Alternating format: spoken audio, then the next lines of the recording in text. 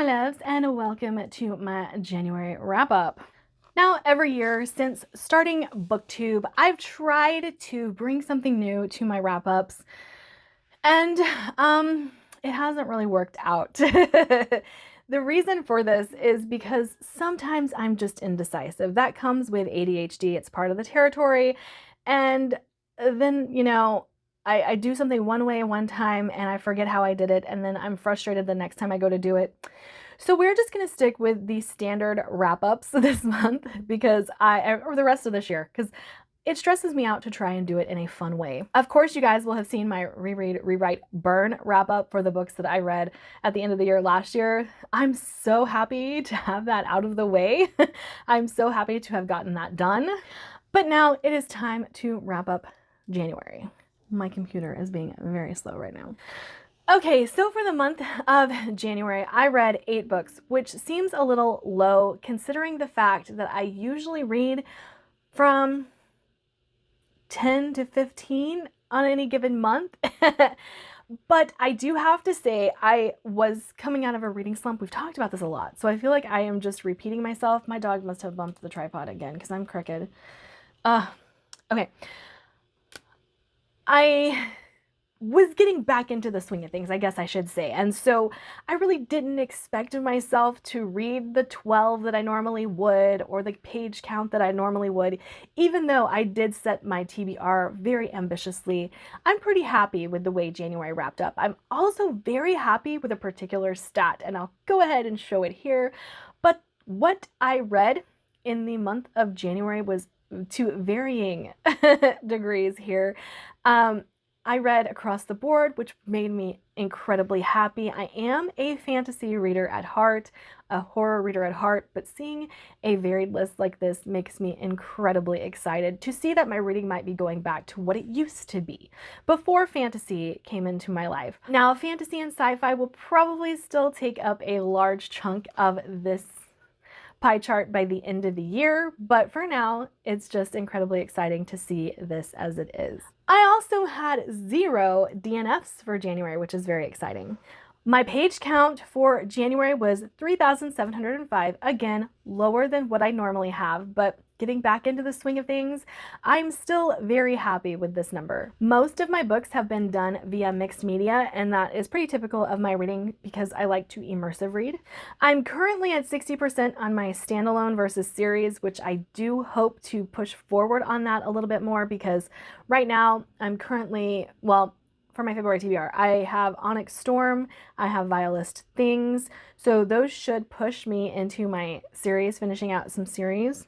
Another very important stat for me this year is owned and book box books.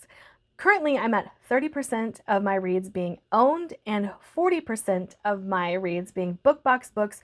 So this means I am reading the books on my shelves, and that makes me very, very happy. So I do hope to continue that trend on in 2025. And my average rating this year is at a 3.5, so I'm pretty happy about that as well. I am wondering what brought it down. Oh, I did have a 2-star read, and we will talk about that. I'm currently sitting at 20% young adult, and you guys will see why. That is not reflective of what my percentage will be moving forward. That just happens to be what it landed at for this month because of certain books that I chose to read. And 20% of the books I've read so far are books from authors I've read from before. Again, this number will change. My January numbers are usually a little skewed because I track throughout the year, not month to month, just so you guys are aware. But it's always a little skewed simply because it's January and my January didn't happen to be reflective of what my typical reads look like. So let's start this off by talking about Rain and Ruin, which I happen to give 4 stars, and that is because I went into this not knowing much about it other than it was an SPFBO winner the year that it was in the competition and that it was romantasy. So I had heard that the romance and the fantasy parts were done in equal measure and that they were both very good. And so that's all I went into it with. I realized early on that this was reading like Aladdin, but from Jasmine's perspective, and I was really into that. What got me in this book, what dropped it down that 1 star from a 5-star to a 4-star, is that suspension of disbelief was required more times than I would have liked. And I get that we're in a romantasy. I get that the plot's not exactly the focus, but the political intrigue was. And so for these things to go to the wayside, I don't want to talk about what they were because they're a little spoilery, but for these things to go to the wayside in lieu of the romantasy, I couldn't let that slide quite as much as I would have liked to, because the fantasy, the political intrigue, like I said, it was done really well and just missed the mark on those few things. Next would be my 2-star, The Unmothers. I kept waiting for this book to get horrific. It never came across as horrific to me. I didn't really care for it. And then it hit about the 70-75% mark, and then the horror hit. I'm like, this book is too short to have it hit at the 70% mark. It's taking way too long. We absolutely do not need to be figuring it out at this point. It should have happened earlier. I just, at the point that it became a thing, I didn't care anymore. So I had to give this 2 stars. Next would have to be one of my biggest disappointments of the year. Yes, it's January. Where the Library Hides by Isabel Ibanez. I loved the first book of this series.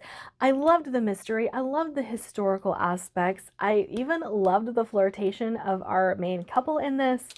I loved figuring out what happened to our main character's parents. Like, everything about the first book I really enjoyed. That kind of all went to the wayside for the romance to take over in this book, and I was a little disappointed. I mean, I still give it 3 stars because everything that I like about Isabel Ibanez's writing is in here. I really liked the twists, but for the romance to take center stage over the mystery that's going on here, over the fact that this story is actually good, it was just so disappointing, so disappointing. And I realize this is YA, and in YA there's a big focus on romance, but I don't know, it just kind of left me wanting more, and not of the romance, but of the story. And so I had to give this one 3 stars. And then I read The Immortality Thief by Taryn Hunt, which I really enjoyed. Now, I did have to do something. I finished Where the Library Hides before this one because I had to use Where the Library Hides to break up the intensity of this book. It is so fast-paced. We go from page 1 and do not stop till page 600. Yes, this is 600 pages of action, and it was a lot to take in. But I did love the characters. I loved the hunt for the Sorcerer's Stone because I ended up reading so many books about Sorcerer's Stone in January. But I really liked the story that was in here. I liked the horror elements were really good. I ended up giving this one 4 stars as well. I've had either 4 stars or disappointing ratings in January, so it's kind of been a little up and down for me since my return to BookTube, I guess. Next, I read The Collective by Allison Galen, and I really enjoyed this one. This is a book about feminine rage, and again, what moms will do for their children. That seems to be a theme I am holding on to strongly for this year. I don't know why, but it is. You guys will see this in my coming vlog, that it's a theme. But I really enjoyed this one. It is fast-paced. It has you on the edge of your seat. There are twists that you don't see coming. The ending is wild. A good thriller. A really, really good thriller, and I gave it 4 stars. And then moving on to some mythology, I picked up Babylonia. I had an ALC, an advanced listening copy of this, so I was very excited to see it come in Book of the Month, and so I got both of them just a little early. And I was very, very excited to get into this because I'd heard Costanza Casati's writing is very good. I'm sorry if I'm a little squirmy. I'm like leaning a little bit. Maybe I need to fix myself. Anyway, I enjoyed this one again, 4 stars. I really liked the books I have been reading. And I thought for a little while that this was going to go in the way of polyamory. That doesn't happen, so if you're worried about that, don't. But this is about a girl that came from nothing, the governor that she falls in love with and marries, and the king who loved them both. So that's basically all you need to know going into this. And the fact that we have seen some of these things from the Greek side a lot, but not so much from this side of the story. I did like that aspect of it quite a bit, but Very, very good. Highly recommend. Again, 4 stars. Then with a shock, I liked a Holly Black book. I had been saying for the longest time that I was tired of Holly Black's books all reading the same, and then I got this surprise. I'd had this on my shelf for so long because I was so scared this was just going to be more of the same from Holly Black, because Book of Night, Tithe, Cruel Prince, they all just kind of read the same, and I got bored. This is very different, and I talked a lot about it in my vlog because I was so intrigued. But this is about cold towns. They have been established. A cold town is where vampires reside, and the world now knows that vampires exist. And some humans go to cold towns to feed the vampires. So it's not really a problem. This is a problem that has been dealt with. Now, if you are infected, you will get shipped to a cold town to become a vampire, because the infection can be fought by the human body if you allow it to run its course. Most people don't have the staying power to have the virus run its course the way it should. So we have a girl who's been infected, or she thinks that she might be, and her and a vampire and her infected friend make their way to this cold town, and shenanigans ensue. So it was really good. It was really good. And the main character was not obnoxiously dark.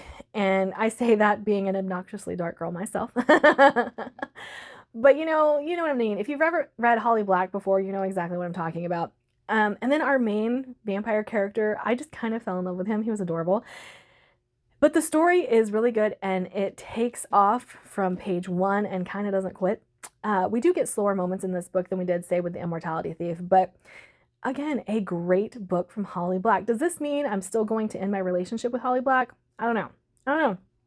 We'll see what she comes out with next and if it's intriguing to me. And finally, I finished my January with a book that was very emotional and kind of hit me in the feels a lot. But I did end up giving it 4 stars because I really wish it was a little bit more fleshed out.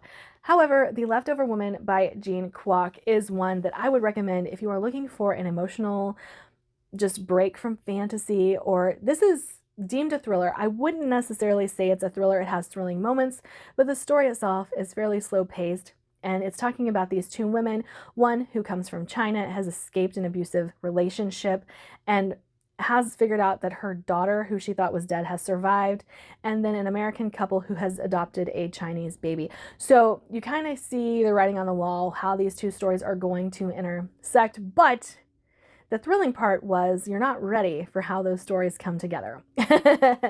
And I just adored this. I would definitely read more from Jean Kwok, and I really just wish there was more of this story. That's the only reason I'm giving it 4 stars, but absolutely fantastic. That is it for me today. Like, subscribe, do all the fun things. I will see you guys in my next video. Don't forget, all of my links are in a Linktree link down below, and if you'd like to support what I do here on this channel, my Patreon is there as well. Bye.